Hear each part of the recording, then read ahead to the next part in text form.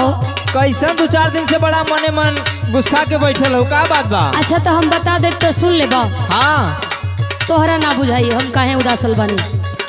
हमरा से तू काहे धनी रहेलू कतर के,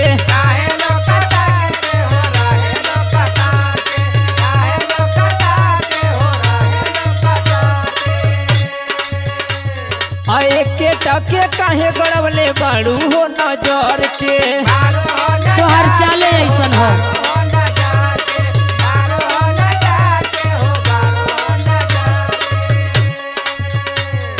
हमरा से तू काहे धनी रहेलू कतर के, एके टके काहे गड़वले बाड़ू हो नजर के।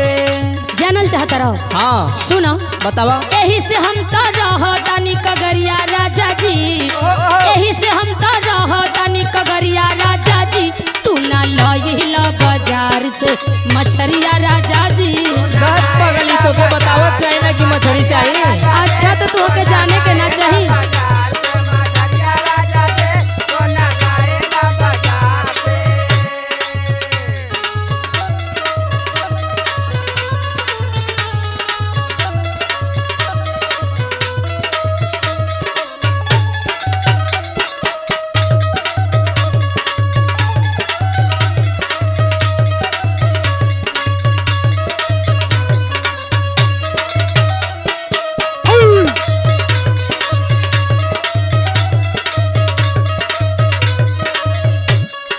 खाली नामे के मरद हवा।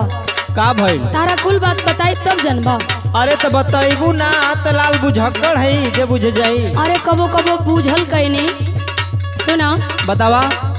खाए खाए कहिए से कोइले रहे मन हो,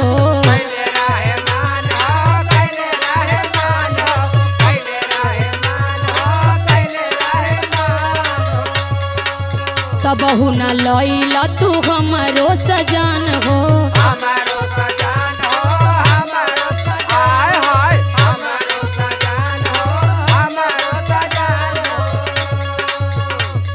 अरे अब तोके का बताई? का तू बताइबा? सुना बोला। तोहरा के कैसे के हम समझाई,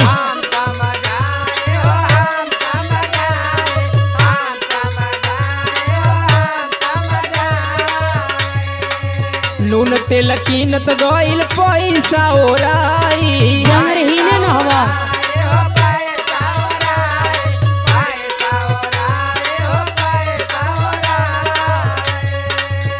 तार पैसा और बा। और का देखा तू तेल इतना महंग हो गइल बा। अच्छा सुना बतावा। ठेंगा दिखाई बुआई बजो से जरिया राजा जी, ठेंगा दिखाई बुआई बजो से जरिया राजा जी। तू ना लइला बाजार से मछरिया राजा जी। जोले मछरी ना ले बतौले बोली हम मत हमसे। अच्छा अच्छा।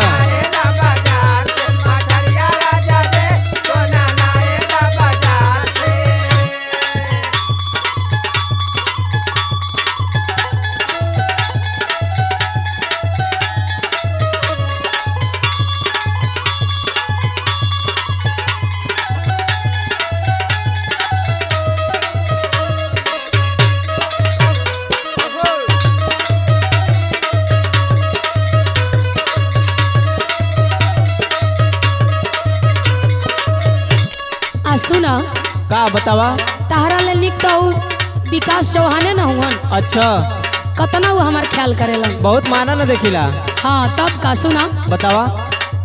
पहले से काहे नाही दिहल ध्यान हो,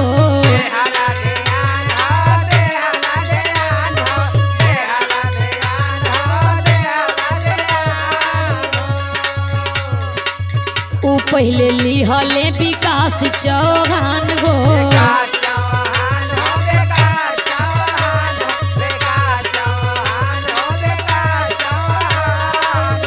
तो काहे ना उन्हीं से मंगा ले लू। अभी है कुल न कहवाई बा। हमार सुना। बोला। दीवाना मनीष लगे अब जदी जईबू,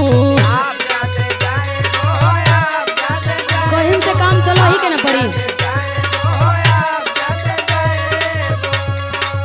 याद पारी ले हम तो हर बात ना भूलईबू।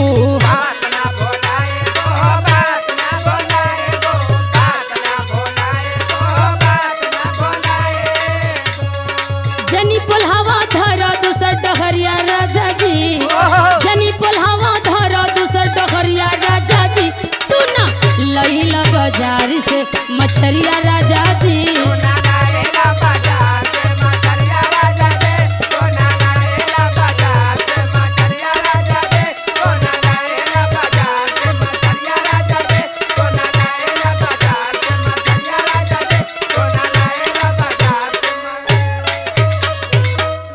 एक हफ्ता के टाइम देत बनी, कोनो जुगाड़ करे के हुई। अच्छा ठीक है, जाते हैं।